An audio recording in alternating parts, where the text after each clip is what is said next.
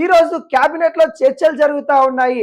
త్వరలో స్థానిక ఎన్నికలు అనే దానిపైన క్లియరెన్స్ అయితే రాబోతా ఉంది. దాదాపుగా నవంబర్ నెలలో అయితే స్థానిక ఎన్నికలు ఉండబోతా ఉన్నట్టు కూడా తెలుస్తా ఉంది.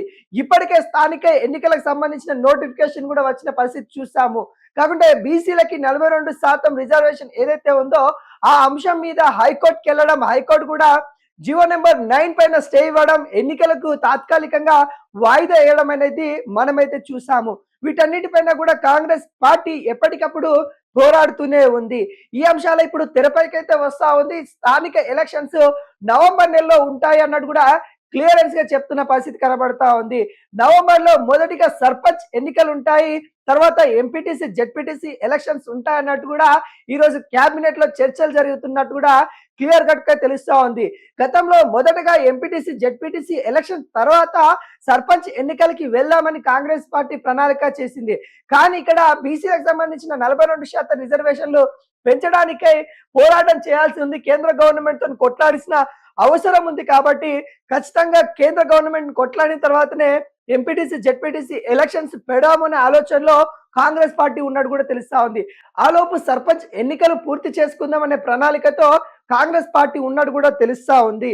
ఆ మేరకు ఒక ప్రణాళిక కూడా సిద్ధం చేస్తున్నట్టు కూడా తెలుస్తా ఉంది.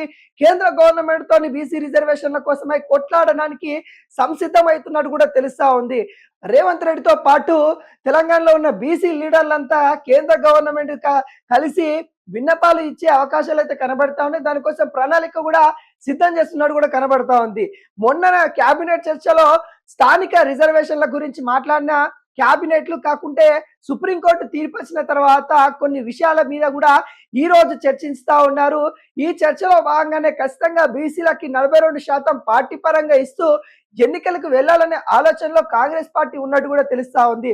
అదేవిధంగా మిగతా పార్టీ వాళ్ళు కూడా బీసీలకి న్యాయం చేసే విధంగా 42% రిజర్వేషన్ కల్పించాలని కాంగ్రెస్ ప్రభుత్వం కోరే అవకాశాలు అయితే కనబడతా ఉన్నాయి. మొదటిగా కేంద్ర గవర్నమెంట్ తో కొట్లాడిన తర్వాత ఒకవేళ కేంద్ర గవర్నమెంట్ కూడా సమకూలంగా లేకపోతే పార్టీ పరంగా బీసీలకి 42% రిజర్వేషన్ కల్పిస్తూ నవంబర్ లో స్థానిక ఎలక్షన్స్ ఉంటాయన్నది కూడా ఇప్పుడు క్లియర్ కట్ గా తెలుస్తా ఉన్నాయి. ఈ మేరకి సీఎం రేవంత్ రెడ్డి కూడా త్వరలో ప్రకటించే అవకాశాలు అయితే కనబడతా ఉన్నాయి. స్థానిక ఎన్నికల పైన కూడా కాంగ్రెస్ గవర్నమెంట్ ఒక క్లారిటీకి వచ్చిన పరిస్థితి అయితే కనబడతా ఉంది. ఆ మేరకు ఈ రోజు కేబినెట్ చర్చలు కూడా జరుగుతా ఉన్నాయి. బీసీ మంత్రులు కూడా వెళ్ళి ఈ బీసీ రిజర్వేషన్ కి సంబంధించిన వాటన్నిటి మీద కూడా న్యాయ నిపుణులతోని మాట్లాడే పరిస్థితి కనబడతా ఉంది. న్యాయ నిపుణులతోని మరోసారి హైకోర్టు సుప్రీంకోర్టుకి వెళ్దామా లేకుంటే కేంద్ర గవర్నమెంట్ కి వెళ్దామనే ఆలోచించిన తర్వాత నవంబర్ లోపు అయితే ఖచ్చితంగా స్థానిక ఎన్నికలు పెట్టాలనే దిశగా కాంగ్రెస్ గవర్నమెంట్ అయితే వెళ్తా ఉంది. ఒక గుడ్ న్యూస్ అని చెప్పుకోవచ్చు. చాలా రోజుల నుండి స్థానిక ఎన్నికలు జరగకుండా, సర్పంచులు లేకుండా అస్తవ్యస్తంగా గ్రామాలు అయితే ఉన్నాయి.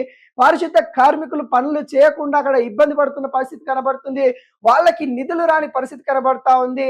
ఇవన్నీ అంశాలను క్యాబినెట్ లో చర్చలు అయితే జరుగుతా ఉన్నాయి. వీటన్నిటి మీద కీలక ప్రకటన త్వరలో రాబోతా ఉన్నట్టు కూడా తెలుస్తా ఉంది.